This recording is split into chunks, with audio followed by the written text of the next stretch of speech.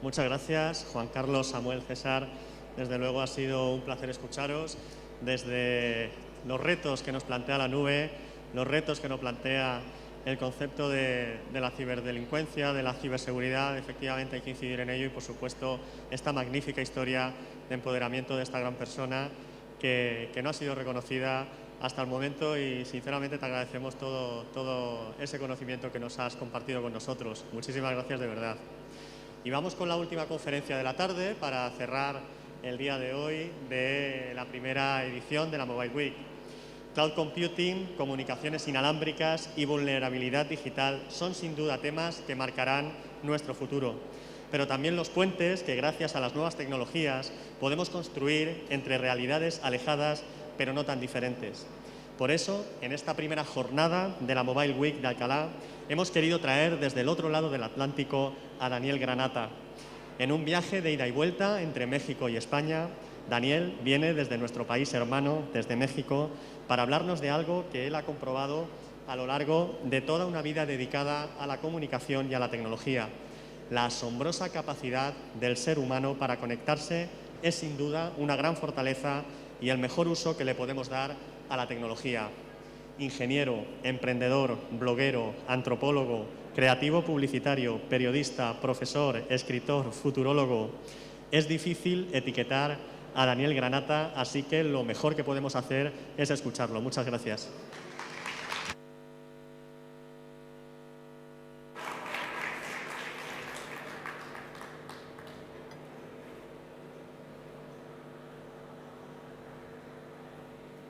Hola, buenas tardes. Bueno, cierro la sesión. Fueron 3 charlas muy interesantes. Qué bueno que Hedy Lamarr inventó el Wi-Fi y no intentó escribir una novela y presentarla al Premio Planeta, porque probablemente no le hubiera ido bien. Y yo vengo a este evento de tecnología a hablarles, sí, de tecnología, pero sobre todo vengo a hablaros de vosotros. Y es lo que me gustaría que os llevarais de los próximos 45 o 50 minutos.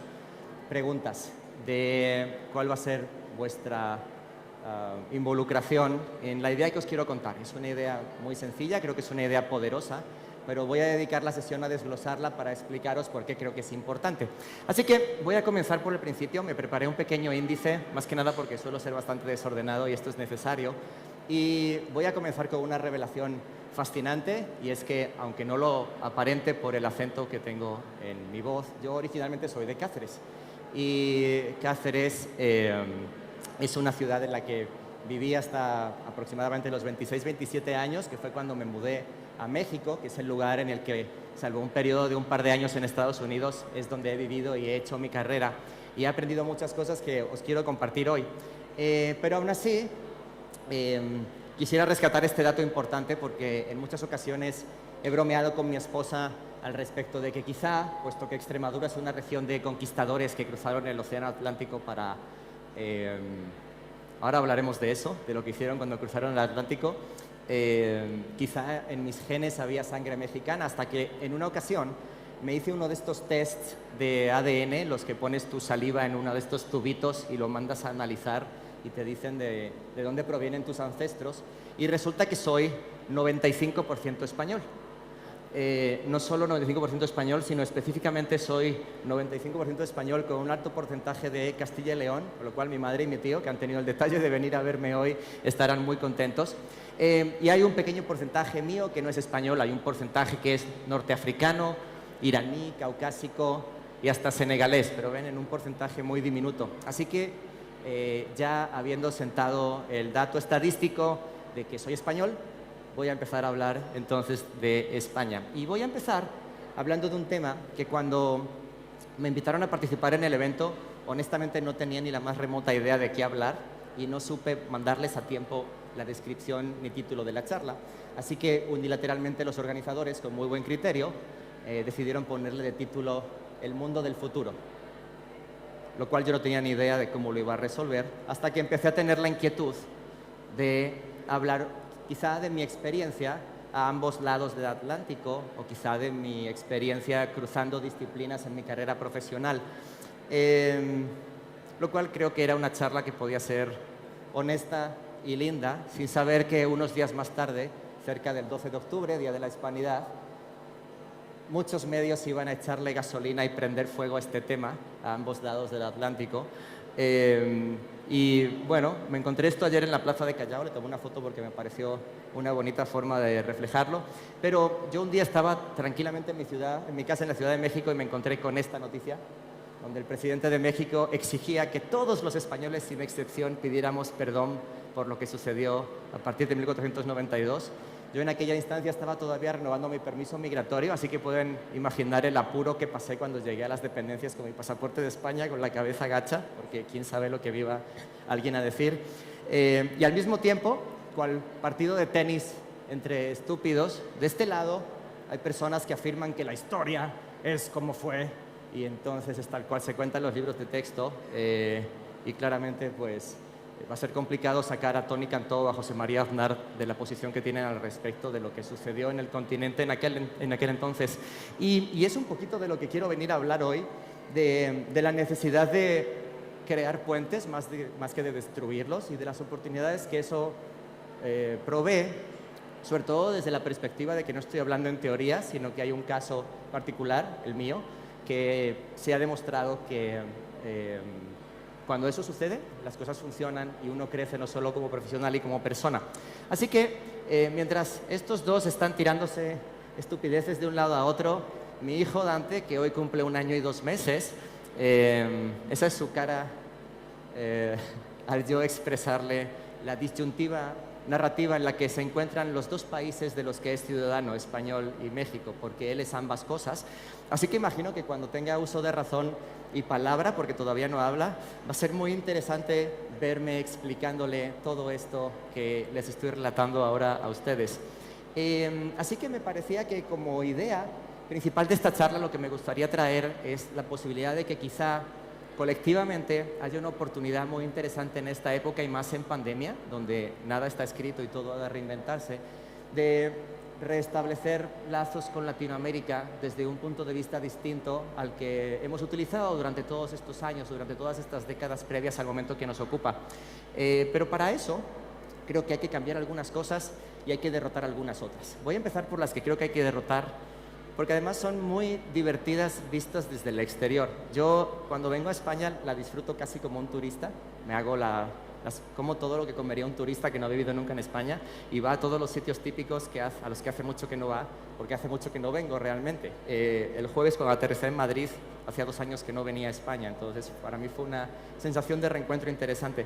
Pero hay algo muy divertido que sucede y que se explica por el hecho de que en este lugar concreto del mapa de España hay un punto llamado Finisterre, al que los romanos llamaron así porque consideraban que era el fin del mundo. De hecho, Finisterre significa literalmente el fin del mundo. Y es una gran metáfora al respecto de cómo muchas veces los españoles, tanto dentro como fuera, pensamos en España como referencia única de todo lo que somos y hacemos, a la hora de hacer viajes, a la hora de buscar referencias, a la hora de buscar quién nos ayude, etcétera, sin contemplar quizá que el mundo se demostró que era mucho más grande que lo que pensábamos en aquel momento. Y es interesante porque ese tipo de autolimitación que a veces nos imponemos, y yo soy tan culpable de ello como cualquier otra persona, suscita temores y prejuicios que a veces se manifiestan de la forma más tonta posible, pero muy tascativa.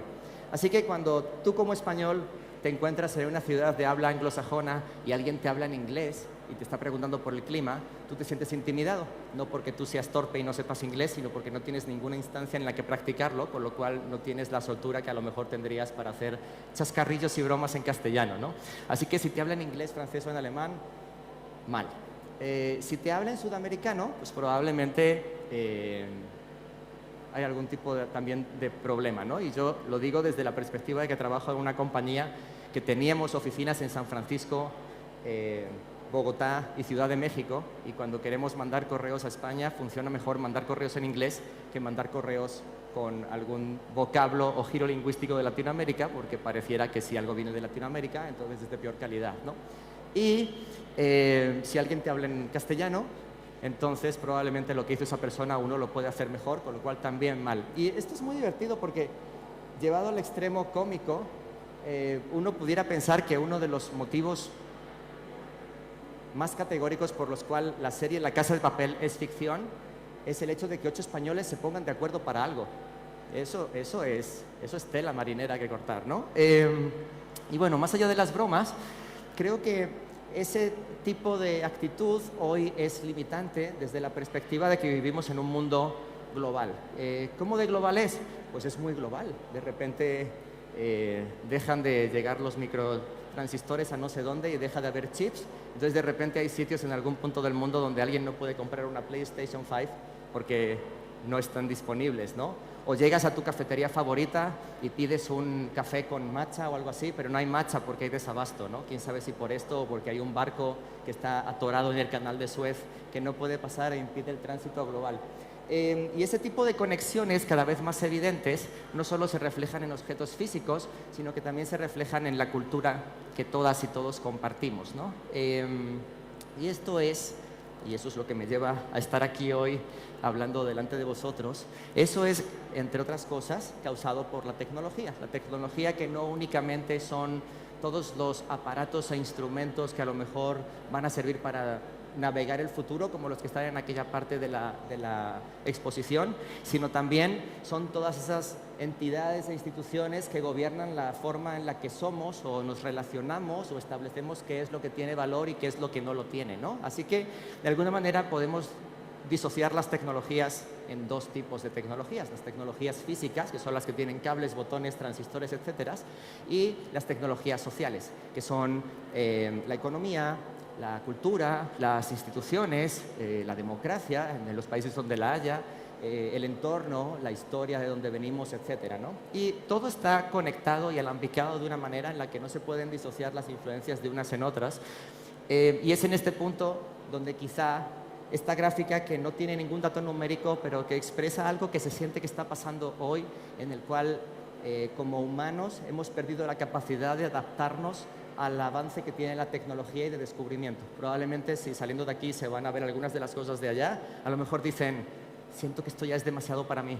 Mi hijo lo está disfrutando muchísimo, pero yo siento que ya no pertenezco a esto, ¿no? A mí me tocó ver el primer PC, ¿no? Los disquetes, etcétera, pero esto de los drones, como hay una mano con un robot que va saludando así solo, ¿esto qué es, no? ¿Esto va a estar en mi cocina? Como decía Roberto esta mañana, ¿no? Ni de coña voy a tener uno en mi cocina hasta que lo tengas. Entonces, esta gráfica refleja quizás sobre todo algo que, por ejemplo, a mí me ha parecido observar en Madrid estos 2 días, y es que en el centro de Madrid todos son Airbnbs ya.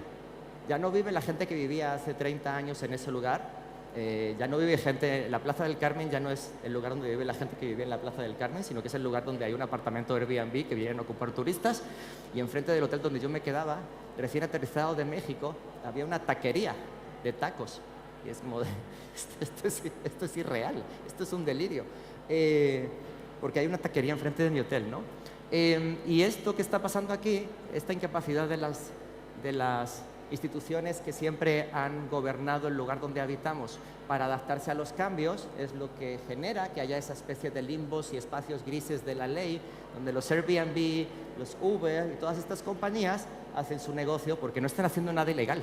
Quizá no es ético, pero no es ilegal, y por tanto pueden operar al punto de que para cuando esto se regule, pues quizá sea demasiado tarde para muchísimas familias que han tenido que irse a vivir lejísimos del lugar donde vivieron toda su vida, ¿no? Entonces, en este tenor, me voy a poner un poco técnico, ¿no? Y la tecnología no es otra cosa más que ciencia aplicada para resolver un problema concreto. Y hay una frase de Marshall McLuhan, que no es la más famosa que tiene, porque la más famosa es esta, la del medio es el mensaje, pero Marshall McLuhan era un teórico de los medios fascinante, su trabajo es fascinante, y tenía una frase que es por mucho mi favorita, en la que afirmaba que la importancia de la tecnología era que nosotros creamos nuestras herramientas y tiempo después todas esas herramientas que creamos regresan a nosotros para cambiar la manera en la que nos comportamos hacia ellas, con nosotros mismos y para con los demás. Lo pueden ver claramente cuando salen de su casa por la mañana. Bueno, ya no se sale de casa porque estamos en pandemia, pero cuando salíamos de casa, uno no sale de casa y libremente descubre que se ha olvidado el teléfono móvil y dice: ¿a quién le importa? ¿Quién me va a llamar? Porque toda nuestra vida pasa ahora a través del teléfono móvil, así que la decisión de dejarlo en casa es una decisión de una voluntad que por lo menos yo no tengo. Y lo interesante de la tecnología es que siempre es la iniciadora de cambios y ciclos de progreso que circulan de la siguiente manera. Cada vez que hay una tecnología nueva, cambia lo que se percibe como objeto de valor en una sociedad. Por ende, la sociedad en la que esto sucede también cambia y eso termina por cambiar la forma en la que las personas que viven en esa sociedad se relacionan entre ellas. Así que cambia lo que llamé el ethos, los usos y costumbres, la filosofía, etc. Y en última instancia, ese cambio de usos y costumbres y de nuevos hábitos y situaciones que antes eran anómalas pero que ahora ya no lo son, genera una nueva tecnología. Y este ciclo lleva sucediendo desde tiempo inmemorial. El momento en el que pasamos hoy, quizá es ese momento en el que después de la Segunda Guerra Mundial se utiliza una tecnología que es la máquina de vapor para reconstruir un mundo que está completamente destruido y gracias a eso se construyen factorías y la gente que estaba en el frente puede ir y tener un trabajo y como tienen un trabajo, tienen un sueldo, se pueden comprar una casa y un coche y cuando se compran un coche alguien dice, entonces puedo construir grandes superficies comerciales para que con el coche vayan hacia ellas y generan consumo. Así que la sociedad en la que se agrupan es básicamente la que se considera el capitalismo, en el que hay muchos usos y costumbres, entre ellos comprar todo lo habido por haber, endeudarse, comprarte un piso, tener hijos, etcétera, ¿no? No digo que eso sea lo que hay que hacer, digo que eso era como lo que estaba escrito del porvenir de alguien al enfrentar la adultez, ¿no? ¿Qué sucede? Que el ciclo reinicia, se crea Internet, e Internet, una de las cosas que apenas estamos empezando a ver la punta del iceberg de lo que nos ha traído, es el hecho de empieza a cuestionar el modelo económico y si realmente las monedas respaldadas por los bancos y las autoridades centrales son las monedas valiosas y en las que confiar. Alguien me puede decir aquí que sí, que es más fácil confiar en una moneda respaldada por un banco que en Bitcoin, por ejemplo, ¿no? Que está respaldada por la confianza de los usuarios. Pero pues no tengo que hablarles de los bancos aquí a nadie como para preguntarles honestamente si es un lugar en el que depositar el 100% de nuestra confianza, ¿no? Y al mismo tiempo pueden ver que la forma en la que nos agrupamos como sociedad también varía, ¿no? Como que de repente la gente ya no es únicamente del lugar en el que vive, sino que es el lugar en el que vive y al que está conectado, ¿no? Y ven que hay un montón de cosas que están sin resolver. Por ejemplo, si tú te pusieras, por ejemplo, aquí delante mío a tomar una fotografía o a responder un mensaje como estás haciendo de texto, no está escrito si eso es respetuoso o irrespetuoso, ¿no? O pasan cosas como que, por ejemplo, utilizamos iconos de cosas que ya no existen para definir acciones. Por ejemplo, el icono de guardar archivo es un disquete de 3,5, pero si le preguntas a un niño de 5 años ¿qué es esto?, lo último que te va a decir es que es un artefacto que sirve para guardar información, porque en su cabeza eso no tiene sentido. Entonces, ven ese tipo de cuestiones todavía sin resolver, nos han llevado a otro cambio adicional, que es lo que se denomina la web 3.0, que tiene que ver con la descentralización, blockchain, ¿qué más? Inteligencia artificial, todo lo que quieran poner en la canasta de cambios y novedades y palabras fantasiosas del mundo de la tecnología y va a seguir corriendo y pasa cada vez más rápido y cada vez es más devastador porque llega un punto en que uno no puede asumir toda la información y tramitarla como hacías a lo mejor hace 40 años, ¿no? ¿Se acuerdan cuando salió las televisiones privadas, ¿no? Pasamos a tener 2 canales de televisión a tener 5 canales de televisión, bueno, salvo en Madrid, que tenían Telemadrid y entonces tenían 6 porque privilegio, ¿no? Era mucha menos complejidad, la velocidad, el cambio es gigantesca. Entonces, cuando hablo de tecnología no nada más me refiero a los microchips y a China, sino que puedo pensar en la máquina de vapor, ¿no? Y la revolución industrial, o puedo pensar en el fuego.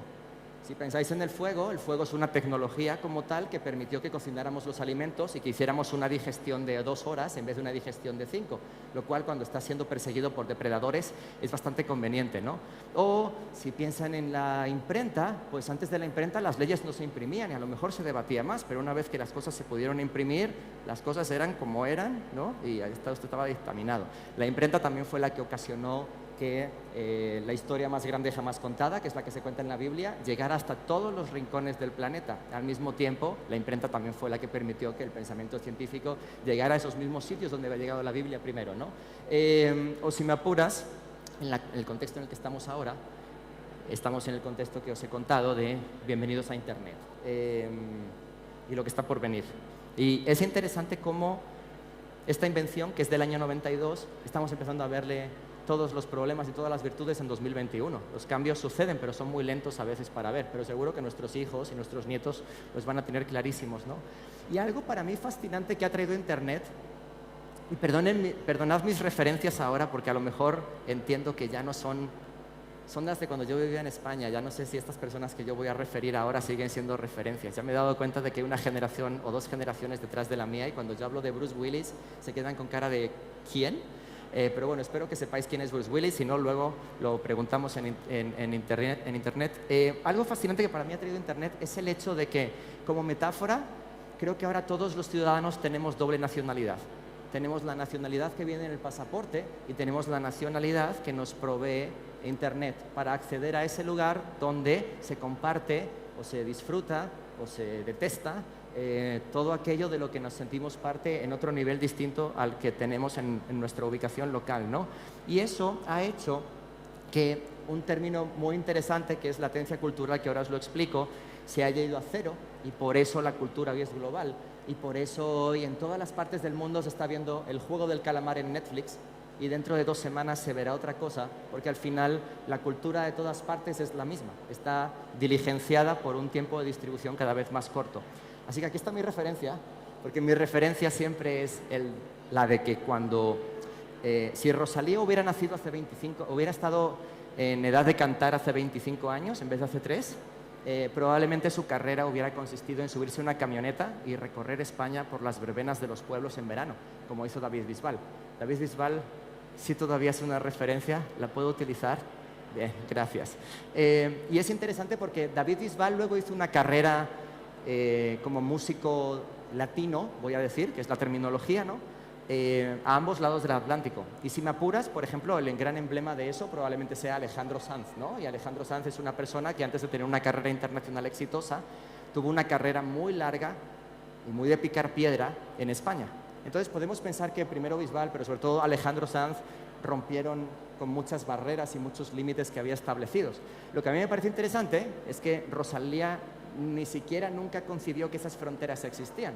Rosalía se consiguió un productor, que entonces era su novio, ven que sí estoy enterado, se fue a Miami, se fue a Los Ángeles y es una artista internacional donde la escuchan en cualquier parte del mundo y el hecho de que sea española a lo mejor es relevante para nosotros porque somos españoles, pero para alguien de Turquía probablemente le importa un pepino de dónde sea Rosalía, le gustará la música o no, ¿no?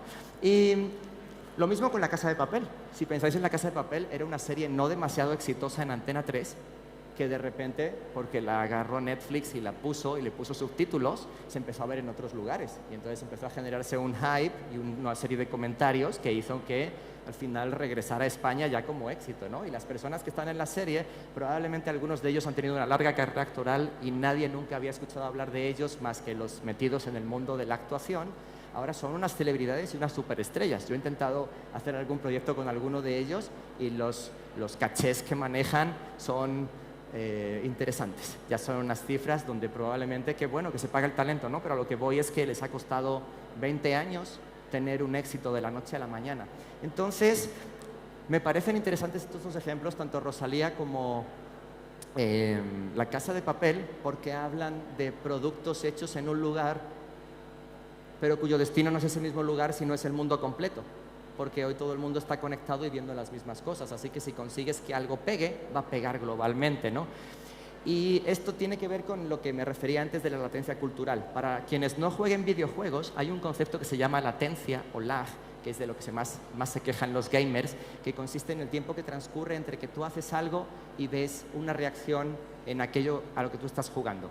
Cuando tú estás jugando en Internet, en vivo, contra otros jugadores, tener lag es un problema, porque entre que tú haces algo y tu personaje reacciona, si otro tiene una mejor conexión, probablemente te destruya. Esto es lo que pasa cuando juegas contra gente en Corea o Japón, que tiene unas conexiones devastadoras de todo tipo, y es muy frustrante jugar contra gente que tiene una mejor conexión a Internet. Y algo interesante de esto es que si lo traducen culturalmente a lo largo del tiempo, el concepto de latencia cultural lo podrían explicar como el tiempo que algo perdura antes de ser reemplazado, y eso está relacionado con el tiempo de distribución. Pensad que en la antigüedad la música, por ejemplo, ¿cómo se compartía? Chopin escribía una sinfonía, ¿no? Y lo escribía en una partitura. Entonces yo no me imagino a Chopin haciendo copias de la partitura, supongo que tendría amanuenses haciéndolas, ¿no? El punto es que en lo que la música de Chopin y sus partituras llegaban a todas partes del mundo, pasaban un huevo de años, pasaban 10 años a lo mejor, ¿no?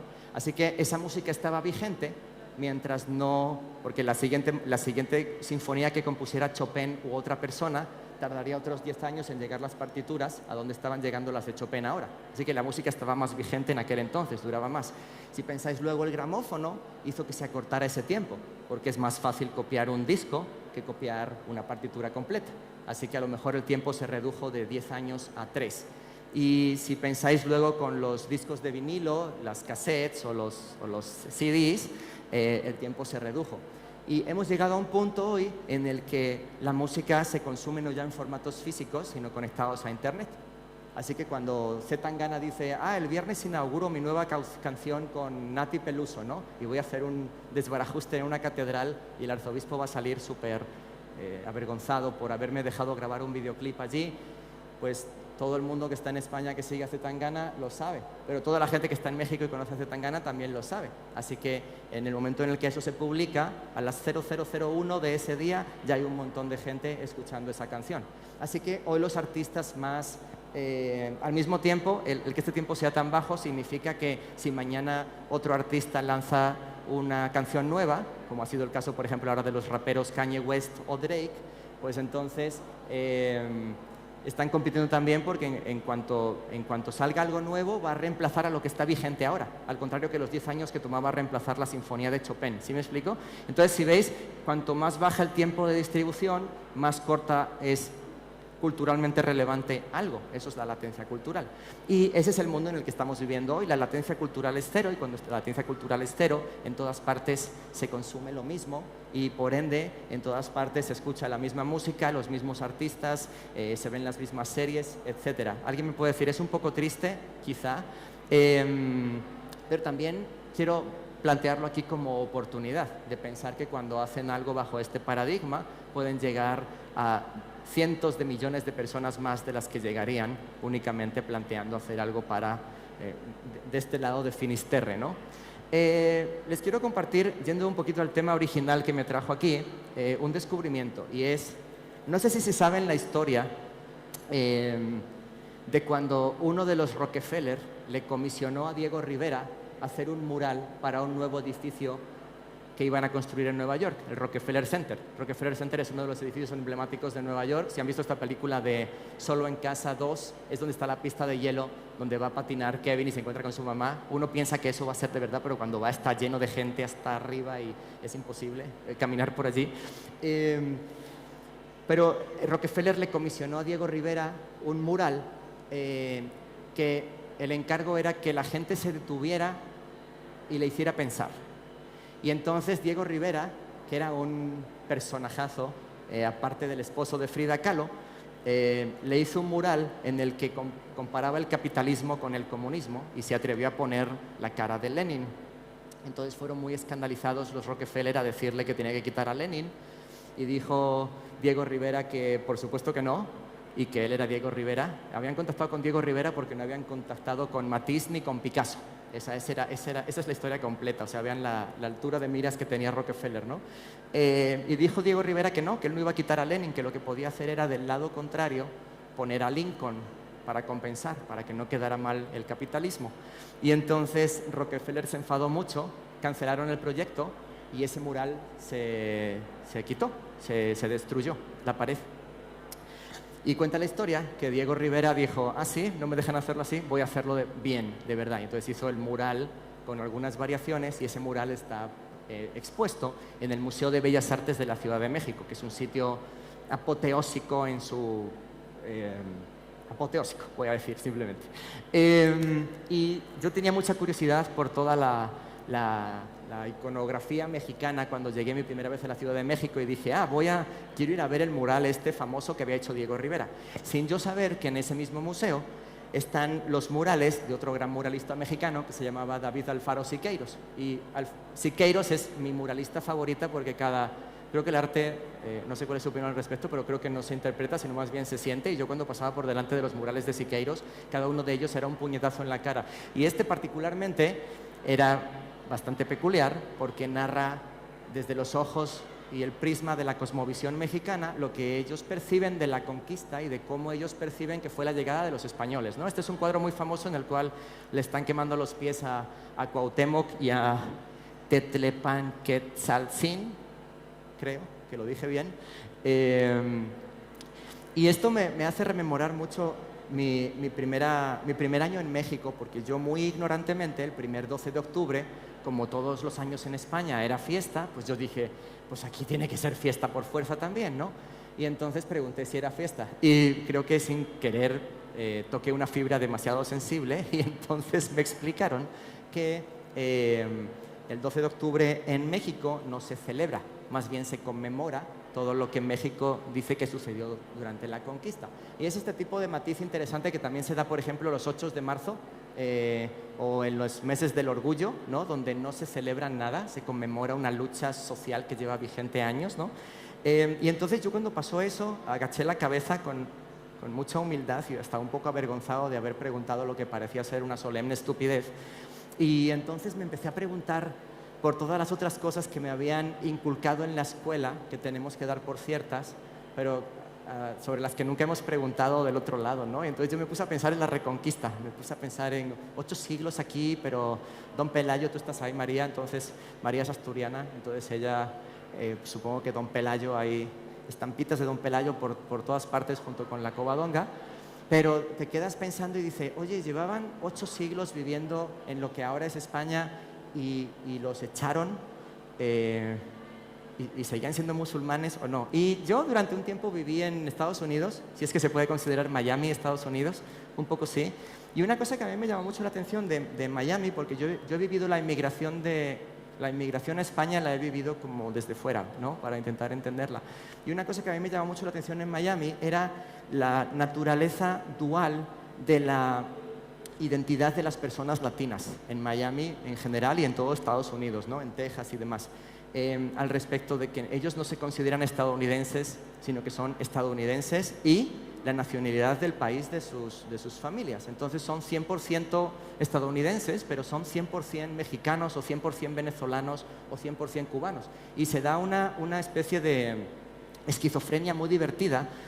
Eso que acabo de decir es un oxímoron. Si quieren un ejemplo de oxímoron, esta estupidez que acabo de decir es un oxímoron.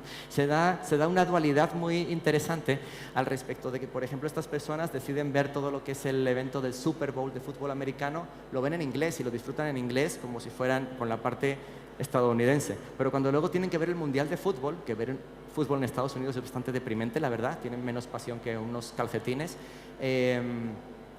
Cuando ven fútbol lo ven en español, con locutores que hablan en español, ¿no? Y es interesante cómo por los dos lados las dos naturalezas afloran, lo cual me hace pensar en todas las personas que viven en España con rasgos de otros lugares de donde emigraron sus padres hace 2 o 3 generaciones, pero que son indudablemente españoles de tercera generación, como hay mexicanos que viven en Estados Unidos de tercera o cuarta generación, ¿no? Entonces yo me puse a pensar en la Reconquista y en Don Pelayo y dije, pues igual estaría bien preguntarle a las víctimas de Don Pelayo, más allá de la narrativa de héroe que hemos creado, si fue así como sucedió o no, ¿no? Con la misma ¿cómo se dice? Tan tajantemente como afirma Antoni Cantó que la conquista era tal y cual cosa. Y con esto no quiero defender a un lado o al otro, no vengo aquí a decirles, no, son todos malos, somos todos malos porque somos españoles, sino lo que voy es al hecho, y es aquí donde va mi charla, de intentar entender las visiones que están enfrente de uno, aunque no las comparta, sin tratar de imponer la visión propia que uno trae porque es lo que cree que es la verdad y la razón, ¿no? Entonces, es fascinante la cantidad de cambio histórico que uno ve, la poca cantidad de cambio histórico que uno ve pasar durante su vida, ¿no? O sea, yo recuerdo cosas como la caída del muro de Berlín, a lo mejor la generación de mis padres recuerda cuando el hombre llegó a la luna, ese tipo de cosas son acontecimientos históricos, pero los grandes movimientos históricos de ver caer una monarquía como en Francia en 1789, esas cosas probablemente no nos ha tocado verla, ¿no? Entonces la historia sigue corriendo, pero estamos no el suficiente tiempo como para poder ver los cambios a largo plazo. Y eso ocasiona en que hay veces en que hay personas que consideran que todo lo que es hoy es así y no se puede mover.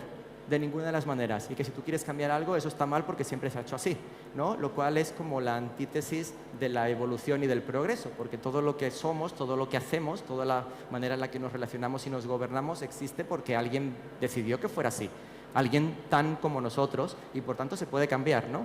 Entonces, eso me lleva a hablar un poquito de este tema, ¿no? Que es una palabra a veces como medio proscrita porque parece que es una moda. Voy a tratar de que no lo sea, porque creo que cuando uno quiere cambiar el mundo, pues para empezar tiene que entender qué es lo que está queriendo cambiar, ¿no? Y lo que uno tiene que cambiar es el estado actual de las cosas, cómo nos relacionamos, a dónde vamos a partir de aquí, etcétera, ¿no? Lo que se denomina el status quo. Pero hay otro concepto que se llama el Zeitgeist, que en español sería como el espíritu de la época, pero no me cabía en las diapositivas así que puse Zeitgeist, que habla de cómo atraviesa como un cuchillo el tiempo y va cambiando cosas, de forma muy lenta por lo que parece, pero las va cambiando. Y el Zeitgeist es lo que ocasiona que de repente un día, Picasso no se levantó un día y dijo, fuck it, voy a inventar el cubismo. Pues no. O sea, más bien un día hubo una corriente o una tendencia donde toda la gente que llevaba pintando floreros de la misma forma durante los últimos 100 años dijeron, ¿qué pasa si en vez de pintar el florero así, lo pinto sin profundidad en 2 dimensiones? Ah, pues queda chulo. Ah, bueno, y eso se llamó cubismo posterior y no porque alguien decidiera inventarlo. Entonces, digamos que el Zeitgeist surca el tiempo y hay artistas que lo encarnan en forma de obras a las que luego les damos nombre, movimientos, etcétera, ¿no? Y siempre ha habido gente que ha querido cambiar el mundo. Y esto es súper divertido porque la forma en la que la gente quiere cambiar el mundo varía con los años. Si tú querías cambiar el mundo en 1850, pues hacías un partido político, ¿no? Si tú querías cambiar el mundo en 1960, pues hacías una banda de rock, ¿no? Y viajabas por el mundo y cambiabas con tu música, ¿no? O si eras los Beatles, pues te ibas con el Maharishi y comías hongos y estas cosas, ¿no?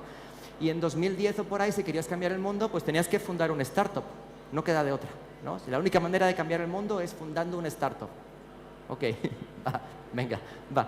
Y algo ha pasado muy interesante en los últimos 10 años y es que en ese mundo que hoy queremos cambiar, todavía a través de startups muchas veces, han empezado a tener voces personas que nunca tenían voz antes, ¿no? Los Me Too, los Black Lives Matter, temas como el edadismo, etcétera, son cuestiones de las que hace 15 años no se hablaba. Hace 15 años no se hablaba de masculinidad tóxica, más allá de lo que les pueda sonar en la cabeza ese término, ¿no? O no se hablaba de las emociones o del cuidado a la salud mental tanto como se habla ahora. Y es bueno que se hable, porque cuando de algo no se habla se vuelve tabú. Por eso hay tantos hombres que se mueren de cáncer de próstata o de cáncer de testículos, porque no se atreven a hablar de eso con otras personas, ¿no? Entonces, el que hoy haya tanta gente que tiene una voz sugiere 2 cosas: acallarlas y reprimirlas. Sugiere 3, acallarlas y reprimirlas; 2, quejarse; o 3, escuchar para intentar entender qué es lo que está pasando, porque más allá de nuestra validación o entendimiento, y nos guste o no, estas personas existen. O sea, si una persona trans viene y te dice, soy trans y quiero que me hables de esta manera, pues te puede parecer muy mal, pero esa persona existe. Y si una persona de México te dice, esto es lo que yo creo que pasó durante la conquista, pues es una persona que existe, que tiene ese pensamiento, y en su unicidad esa persona es valiosa. Entonces el hecho de intentar imponerle, no, la verdad es que no importa que tú digas tal cosa porque tú vas a seguir siendo un hombre, ¿no? O no importa lo que tú digas de México porque la conquista lo que funciona es lo que hicimos nosotros, salvamos a su continente. Pues hay una cierta parte de arrogancia, ¿no? Y de hostilidad y de aplastar al que está abajo, ¿no? En vez de simplemente cuestionarnos lo que dice esa persona, que aunque no nos guste, existe. Y eso me lleva a hablar de la otredad, que es una de las lecciones más brutales que yo he tenido, y probablemente lo que voy a contar para muchas personas aquí vaya a ser algo así como de... O sea, soy mujer, la primera vez que me pasó no sé qué fue a los 12 años, ¿de qué me hablas, no? Pero yo, por suerte, he sido muy privilegiado. A mí, la primera vez que yo me he sentido discriminado fue este año, donde una compañía decidió que yo no iba a presentar uno de sus eventos porque yo me presenté en una de las llamadas con mi hijo en brazos, porque su madre estaba trabajando y les parecí poco profesional. Y fue la primera vez que dije, tengo 43 años ok, es la primera vez que honestamente me he sentido discriminado, así que pueden ver el nivel de privilegio que me gasto, ¿no? Y no lo digo para azotarme, más bien lo digo desde la perspectiva de que yo soy la norma de la norma, soy varón, soy blanco, soy heterosexual, tengo un hijo, tengo una hija, estoy casado, es lo más normal del mundo, ¿no? Y yo nunca entendí la otredad hasta la primera vez que estuve en este lugar del mundo, que también es otra esquina, que en este caso se llama Tijuana. Tijuana es la esquina literal de Latinoamérica, allá donde se acaba en México y conecta con Estados Unidos, eso es Tijuana. E imagino que como todos aquí y todas, todos hemos escuchado estas historias truculentas de las pateras, ¿no? Donde lo primero que tú lees es otra patera, ¿cuántos muertos? ¿No? Otra patera, ¿cuántos muertos? Etcétera. Y es muy truculento y te da mucha pena, pero realmente ya estás como insensibilizado porque todos los días o todas las semanas pasan estas cosas. Y yo no entendí nunca este fenómeno hasta la primera vez que estuve aquí. Esto es la línea fronteriza. De este lado hay otra barrera después, donde eso es la frontera con Estados Unidos. Y yo la primera vez que acabé allí, además era a las 3 de la mañana, hacía un frío del carajo, y es un sitio muy lúgubre y muy triste, pero lleno de esperanza al mismo tiempo, pero lleno de tristeza porque queda claro que hay un montón de gente que ha perdido la vida en ese punto donde tú estás ahora de turista tomando fotos para el Instagram, ¿no? Y aquí de este lado, cada vez que alguien muere, cuelgan una crucecita de una madera muy fina. Así que cuando sopla el viento, las cruces resuenan unas contra otras. Y si una cosa tiene México, tiene una narrativa de su cosmovisión que es alucinante, porque mezcla la ficción con la realidad y los dioses con lo mundano de una forma tan natural. Y entonces hay un cartelito ahí que pone que cuando escuches las cruces sonar es porque un ángel ha entregado sus alas. Entonces yo, la primera vez que estuve ahí y vi esto, me sentí muy conmovido porque por primera vez yo estaba en el mismo lado del que vienen todas estas personas que van cruzando de África a España, pero yo nunca lo había entendido hasta que estuve en el lado que quería cruzar a Estados Unidos. Obviamente aquí lo que había eran 3 patrullas, gente armada hasta los dientes y un país sin misericordia con la inmigración, ¿no? Y lloré, me acuerdo que lloré, no sabía por qué, pero desde entonces siempre que vengo siempre que voy a Tijuana, intento ir a ese sitio porque siempre es como un baño de humildad y de certeza de que, pues bueno, estamos aquí, hoy de este lado y estamos bien, pero eventualmente algún día puede que sea yo el siguiente que tiene que cruzar por ahí, ¿no? Y eso, cuando lo cuento, alguien me puede decir, uy, qué truculento, Daniel, qué exagerado eres medio dramático. Si trabajaste en publicidad, ¿verdad? Sí, pues sí, pero lo voy a intentar explicar de otra forma, porque explicar la otredad es muy complicado, no se puede, es como el racismo. O sea, uno no puede enseñar el racismo, uno no puede enseñar la otredad, tienes que sentirla. Tienes que sentirte por una vez, no la norma. A mí me pasó cuando me fui a México, me fui a una ciudad muy pequeñita, donde había otro español, según me decían en migración, como si saliendo nos fuéramos a encontrar para tomar unas cañas o algo así.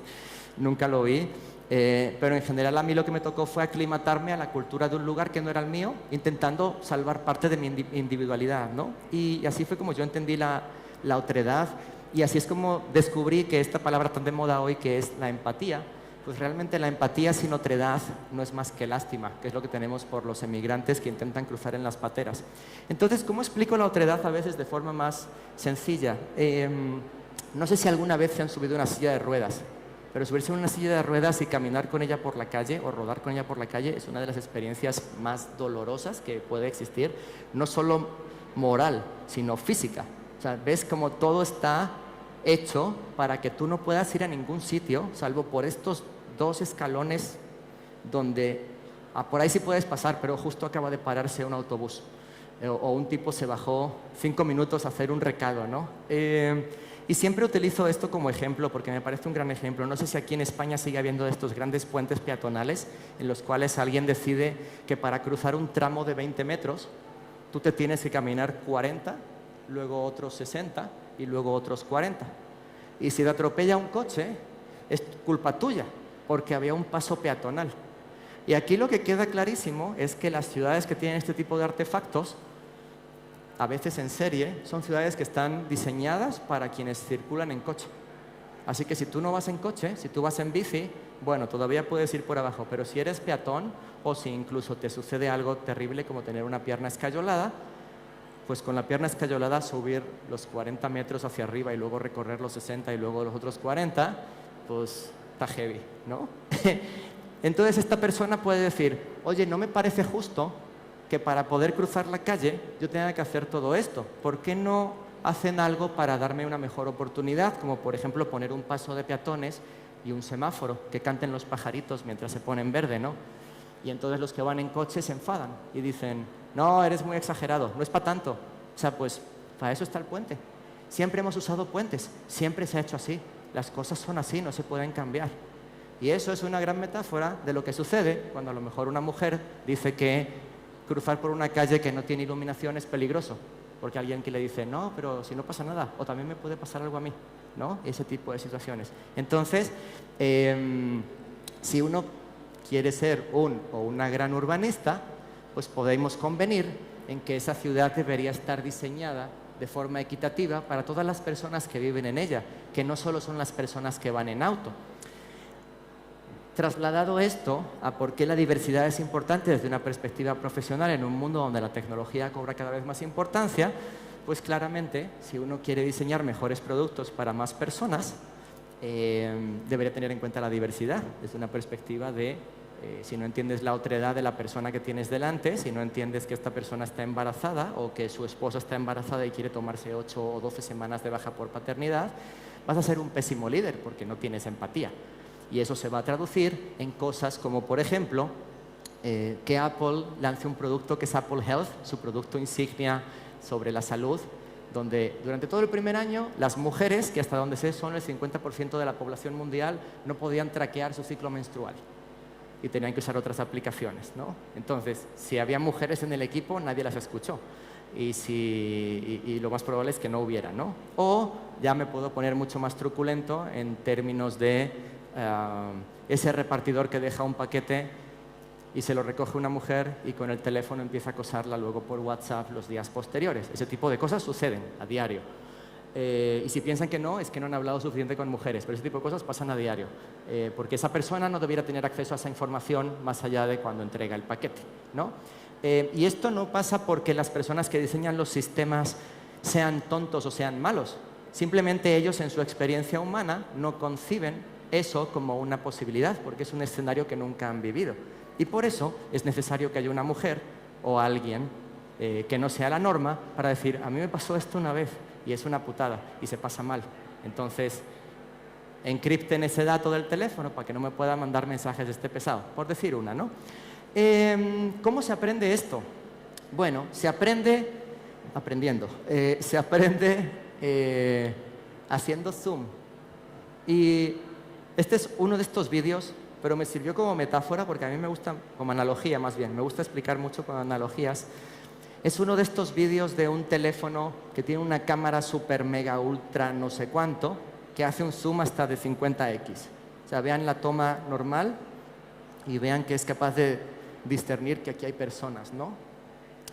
Y yo siento que cuando estamos en nuestra vida habitual, vemos el mundo así. Y tú dices, ha de ser París porque medio intuyo que es la Torre Eiffel. No es Torre España, se ve que es la Torre Eiffel, entonces ha de ser París o Las Vegas. Yo creo que es París, ¿no? Porque no se ven casinos horribles por ningún sitio. Y de repente un día haces zoom, y lo que haces con el zoom es descubrir que hay gente ahí, gente que existe en su individualidad, existe, y están ahí haciendo lo que sea. Y en general, todo el tema de los movimientos, lo queer, el feminismo, el que quieran poner, cualquier tipo de ismo que quieran poner, no están ahí para que los veamos y los compartamos y digamos esto es, sino más bien están ahí para que uno pueda hacer zoom y descubrir una visión mucho más granular y detallada de por qué esas personas existen en el mundo. Ya luego si lo compartes o no ya es cosa tuya, ¿no? Pero por lo menos ten la curiosidad de aproximarte y ver que hay personas ahí, en vez de simplemente decir de forma muy displicente, ¿cómo te atreves, persona diferente a mí, a cuestionar mi visión definida del mundo que yo pensaba única y legítima hasta que apareciste? O sea, ¿cómo te atreves tú a cuestionar que te quieres casar tú, señor, con tu esposo, si el matrimonio es de tal o cual manera? Y ven que el hecho de que estas dos personas se casen es irrelevante para que tú también te puedas casar. O sea, nadie te está quitando nada. no es el mundo el que se tiene que adaptar a nosotros, ni a Tony Cantó, sino que son ellos quienes se tienen que adaptar al mundo. Y esto es, en mi opinión, esto es. Porque cuando tú haces ese zoom, de repente lo que ves además es que estas personas que están todas aquí pertenecen a grupos distintos. Y a lo mejor estas personas son mujeres y estas personas son mexicanos en París, por decir, ¿no? Y como tal tienen intereses distintos y orígenes distintos y objetivos distintos. Entonces esas personas no necesitan tu validación. Lo único que necesitan, y es la forma más fácil de tramitar esto, es reconocer que existen sin que eso te suponga ningún tipo de problema o trauma. Alguien se está preguntando, ok, pero si a quien se ve son a todos estos movimientos, ¿quién es la persona que mira? Pues la persona que mira es gente como yo, los hombres blancos, ¿no? Eso no tiene nada de malo, pero estaría bien cambiarlo, porque el mundo es plural y hay muchas más miradas. Yo honestamente, no sé si han visto lo del premio Planeta hoy. Yo me encabroné cuando lo leí. Digo, esto es muy personal, digo, cada uno se encabrona por lo que quiere, pero yo me enfadé. Dije, o sea, es como una colonización del género para ganar un premio. Y me pareció terrible. Sobre todo por el agravante de cuántas mujeres antes han ganado el Planeta o no. Porque las conversaciones ven que de repente ya van más allá del mérito, sino que ahora es como un mérito que ya no se sabe a quién pertenece. Y las historias siempre se han contado bajo la misma mirada, incluidas las que se refieren a cómo los europeos llegamos a América, o los que estaban allí, los nativos, o incluso pueden ver las películas, los western estadounidenses. Los indios siempre son los malos, o son los empoderadores de que los buenos consigan no sé qué, o los que hacen que el bueno salve a no sé cuándo. O sea, nunca hay películas donde ellos son los protagonistas y se cuentan bajo el parámetro de lo que ellos conocen de su existencia, ¿no? Entonces, esto me sugiere algo interesante en esta época en la que vivimos gracias a bichitos como este, ¿no? Donde, por desgracia, un 1% por suerte, 99% por desgracia, se acabó este modo de rutina donde apagamos el cerebro. Ven que el cerebro se apaga para ahorrar energía. Por eso tenemos hábitos, para no pensar en cómo cocino un huevo o enciendo la televisión, etc. Y lo que creo que nos ha traído la pandemia es una actividad cerebral del carajo. Por eso todos estamos ya destartalados mentalmente, porque tomando terapia y haciendo cosas, porque es humanamente imposible tolerar todo el rato esta situación de estrés pandémico, ¿no? Entonces el modo supervivencia desapareció y algo muy divertido es que trabajando en tecnología, todas las compañías siempre afirmaban estar en un proceso de transformación digital que nunca sucedía. Era como, sí, bueno, vamos viendo, ¿no? Para una segunda visita, para un no sé qué. Y esta ilustración es muy detallista a ese respecto, ¿no? De quién lidera el proceso de transformación digital de tu compañía, el director general, el director de ingeniería o el COVID. Pues probablemente fue COVID. Y eso ha llevado a un montón de compañías a operar en lo que, puesto que no está navegado, no está escrito, en lo que ellas pensaban que era transformación digital. Y aquí ha pasado una cosa muy interesante, y es el hecho de que, por ejemplo, esto un día salió en alguna de mis redes sociales y la gente estaba maravillada por esto, porque habían puesto una forma de ver una llamada en Zoom en la cual las cabecitas de los niños y niñas salían como en un salón de clases. Y entonces era, según eso, una innovación fascinante. Y a mí me pareció terrible decir, o sea, la manera de reinventar la pandemia es replicar un salón de clases de la escuela prusiana de 1800 en formato digital. Esa es la innovación, ¿no? Y algo que pasa mucho y sigue pasando es que sigues yendo al aeropuerto con tu pasaporte y si pierdes tu pasaporte estás en problemas porque tienes que reponerlo, ¿no? O llegamos a la fila del avión con un billete que tiene un código de barras, que se lee como el primer código de barras que se leyó en un supermercado en los años 60, ¿no? Y de alguna manera tenemos un montón de tecnología que nos rodea por todas partes, pero en vez de usarla para reinventar lo que hacemos, la usamos para agregarle una capa de tecnología a lo que siempre se ha hecho. Entonces ¿quieres imprimir tu billete de avión? No, porque soy ecológico, y vas con el código de barras así, ¿no? o vas con tu pasaporte, con tus sellos, ¿no? Lo de los sellos del pasaporte es una cosa...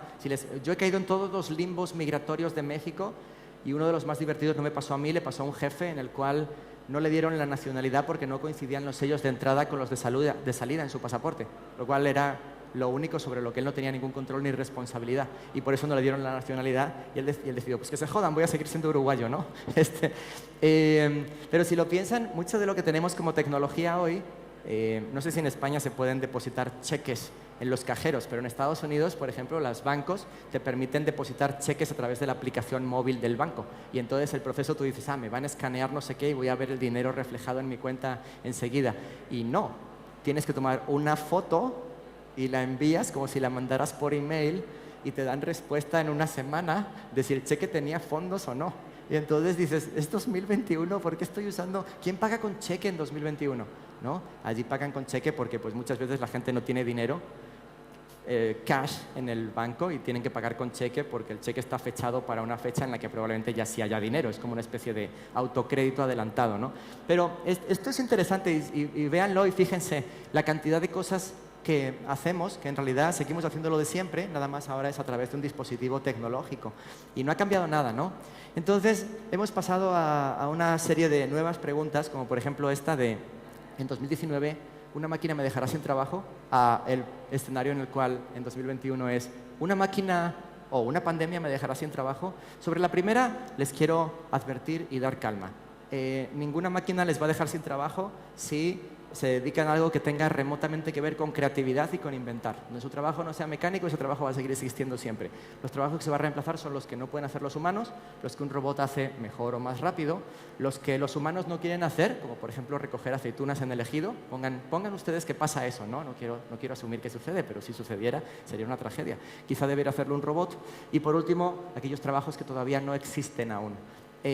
Todo lo demás sí van a seguir teniendo trabajo. Y hay un aviso aquí parroquial donde su trabajo solo estaría en peligro si en una entrevista para trabajar en algo les piden un test de Turing. El test de Turing es un test en el cual se detecta si la persona o el ente que está respondiendo a las preguntas es una máquina o no. Así que si les hacen un test de Turing para ver si son robots, significa que un robot también podría hacer su trabajo. No tomen ese trabajo, por favor. Bueno, entonces a mí lo que me parece interesantísimo de esta época es que como decía Mario Benedetti, cuando pensábamos que teníamos todas las respuestas, nos cambiaron todas las preguntas. Esa es justo la época en la que estamos, y yo creo que es fascinante y doloroso al mismo tiempo el tener que buscar preguntas nuevas, después de haber estado tanto tiempo buscando respuestas para las preguntas que siempre tuvimos, ¿no? Y preguntas hay de muchos tipos, ¿no? Hay preguntas pequeñas, levantar una piedra y ver que no hay nada debajo es aprendizaje. No hay nada debajo, eso es lo que aprendes, ¿no? Hay preguntas más grandes, hay otras preguntas que son cotidianas, pero aún así te sorprende la respuesta, perdón. Pero mis favoritas son estas, son esas preguntas que son tan inusuales, donde no hay mucho que hacer más que subirte a lomos de la pregunta y caminar para ver hasta dónde llegas. Y la única manera de navegar ese escenario es mediante la experimentación, lo cual castiga muchísimo algo que ha pasado durante muchísimo tiempo al respecto de cómo es la vida laboral. La vida laboral es una vida donde generalmente el error se castiga terriblemente. Y hoy no debiéramos castigar el error, debiéramos castigar la inacción, porque el error se asume que es parte del aprendizaje. Nadie aprende si no se equivoca primero, si no, no está aprendiendo nada, ¿no? Y un ejemplo muy taxativo de esto, y a mí siempre me da mucha risa el ejemplo por lo reverenciada de la figura, pero si alguien aquí es la reencarnación de un antiguo emperador romano en el siglo II o III, es probable que esté aquí porque ese emperador murió, porque Galeno, de hecho ven que a los médicos les dicen galenos, es por este señor, le recetaba cosas como, se ve que tiene vaídos, creo que hay que ponerle unas sanguijuelas, y le sacaban 3 litros de sangre, y luego no mejoraba el enfermo, y le sacaban otros 3 litros de sangre, hasta que el enfermo desangrado moría, y Galeno decía, el enfermo estaba fuera de toda salvación. Lo desangraste, cabrón.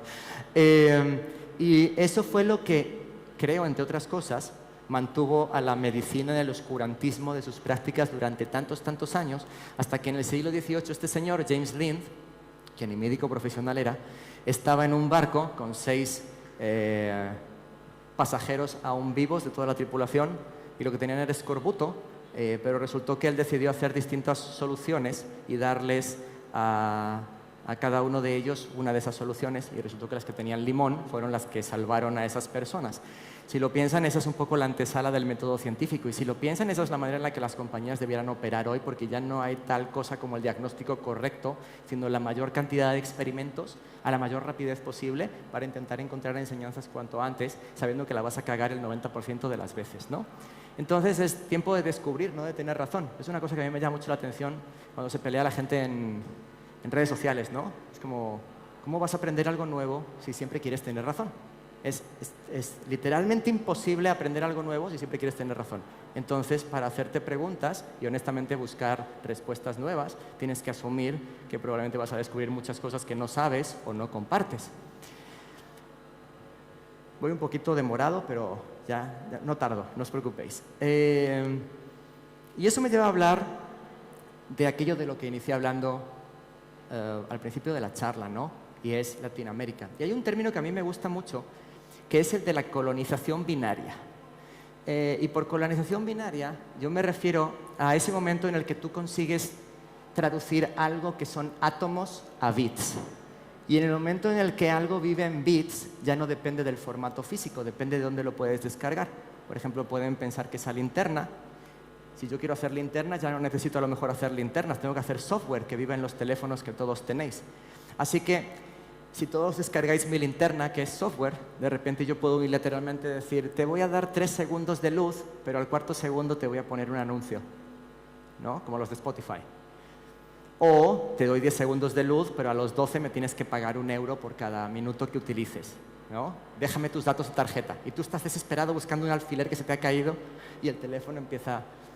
Eso es podríamos pensar que es una actividad de naturaleza extractiva, que es por lo general lo que hacen las redes sociales. Agarran todo lo que hacemos, todo lo que somos y lo convierten en perfiles que no venden individualmente como datos, porque a nadie le importa individualmente nuestros datos, sino que lo que venden son nuestros patrones de comportamiento y de predicción, de saber que si yo he hecho esto y he estado en este sitio con esta persona que tiene COVID, entonces es probable que yo vea un anuncio de si me quiero hacer un test PCR, porque pueden cruzar la data. Así que cuando uno convierte cosas de átomos en bits, puede optar por extraer toda la cantidad de cosas posible de la gente que las usa. O puedes crear, por ejemplo, puedes pensar una aplicación como las de Nike de correr, ¿no? Donde a lo mejor yo me levanto a correr hoy y entonces a ti a las 6 de la mañana te llega un mensaje y te dice, Daniel ya corrió 10 kilómetros, ¿tú a qué estás esperando? Y entonces tú te levantas y dices, pues yo voy a correr 12, ¿no? Que se joda Daniel. Y ven que no hay una actividad extractiva, sino que es una actividad compartida entre tú y yo a través de un dispositivo que podría hacer muchas más cosas, pero lo que hace es motivarte a ti a través de lo que hice yo o viceversa, ¿no? Y me parece que esta metáfora de la extracción contra la creación debiera ser quizá la forma de aproximarnos a nuestra relación con Latinoamérica. Independientemente de todo lo que haya pasado antes, quizá la relación no consiste en llegar y negociar o expoliar todo lo posible, sino más bien que hay allí que podemos usar conjuntamente para crear algo entre las dos partes de las que ambas partes estén orgullosos, ¿no? Porque aunque no lo crean, Latinoamérica es un continente muy rico y no hablo desde la perspectiva de minas de cobre, oro, paraísos terrenales a los que van a hacer turismos y se casan, etcétera, sino que desde una perspectiva puramente demográfica es un continente donde más del 50% de la población tiene por debajo de 30 años, con acceso a tecnología porque todo el mundo tiene un teléfono en el bolsillo. Así que imaginen la cantidad de posibles ideas empoderadas por la tecnología que personas con 50 años de vida por delante pudieran llegar a ocasionar. No sería extraño que alguien va a un banco, no le tratan como se merece por el motivo que sea, se enfada, se va a casa e inventa una pasarela de pagos en blockchain que no existía hasta ese momento. Eso es perfectamente factible y eso debería suceder y eso no deberíamos perdérnoslo. Y esa es la riqueza que tiene Latinoamérica. Alguien puede decir, pues ¿qué pasaría si un continente donde siempre se ha vivido de materia prima o de manufactura, qué pasaría si la gente pudiera vivir de sus ideas? Si alguien dice, bueno, ¿tú a qué te dedicas, Daniel? Hablas mucho y demás, ese es justo mi trabajo. Trabajo en una compañía que se dedica a eso, a intentar proveer a la gente de oportunidades para que encuentren el conocimiento que necesitan para poder vivir de sus ideas, desde el punto de vista técnico, desde el punto de vista financiero, desde el punto de vista de crecimiento, etcétera, ¿no? Digo, esto es un meme que hizo un alumno, no piensen que nos tenemos tan en alta estima, pero me dio mucha risa, puesto que el juego del calamar ahora está en boga en Netflix, pues me pareció súper divertido. Y Latinoamérica es ahora mismo el dorado. Estas compañías que se denominan unicornios, que son las que están valoradas por encima de $1.000 millones, hasta hace un año había 8, ahora hay 23, y estas son las que hay actualmente. Estas son las que parece que van a venir en los próximos 2-3 años. Entonces, como pueden ver, hay un montón de capital e inversión que está volcándose aquí para hacer que todas estas compañías, en vez de responder las preguntas que siempre se hicieron, generen preguntas nuevas para los ciudadanos que viven en este continente. Y uno piensa, si nos une el idioma, si nos une Internet, ¿por qué España se acaba en Finisterre? ¿Por qué cuando alguien inicia un proyecto aquí en Cáceres, lo primero que hace es intenta venderle a clientes de Cáceres, sabiendo que ese problema que él tiene en Cáceres probablemente también lo tiene alguien en una capital latinoamericana con la que puede estar en conexión a través de una conexión a Internet? Eso, de nuevo, no me lo estoy inventando yo, esa es la historia de mi vida cuando vivía en Cáceres. ¿Por qué no pensar en la TAM como extensión nuestra para crear en conjunto? ¿Por qué no pensamos en que tuviéramos más productos y proyectos como Rosalía y La Casa de Papel, pero no de entretenimiento, sino de productividad, en vez de únicamente pensar que todo lo que tenemos que hacer se circunscribe a las fronteras del país en el que nacimos, ¿no?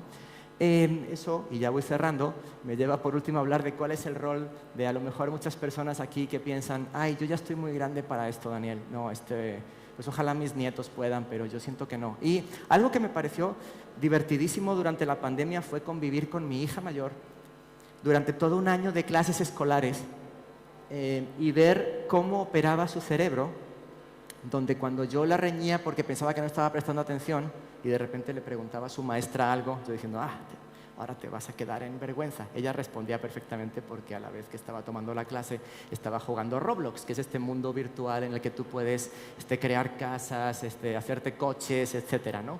Y eso me sirvió para tramitar mi relación con la tecnología de forma distinta, y esto es un ejercicio que siempre hago cuando hago una charla presencial, y esta es la primera charla presencial que hago en cerca de 2 años y medio, así que no saben la alegría que tengo de estar aquí. Y es que pregunto a la gente que está en la sala, ¿qué ven aquí? Una máquina de escribir, ¿no? Pero si esto se lo enseñan a un niño de 5 años, que nada más ha vivido con tecnología a su alrededor y la tiene normalizada e interiorizada, a lo mejor te dice, oye, se ve como una impresora inalámbrica, que además no tienes que conectarla a la corriente para imprimir. Nunca habían pensado en la máquina de escribir como eso, ¿verdad? Pero técnicamente es lo que es. La impresora lo que hace es automatiza lo que hacía alguien teclado a teclado. Y si han usado una máquina de escribir, saben lo engorroso que es. Pero para alguien que tiene un paradigma únicamente digital del mundo, lo interpreta a través de lo que conoce. Así que si ustedes le dan a un niño una Nintendo 10, va a pensar que es un teléfono, no va a pensar que es una consola.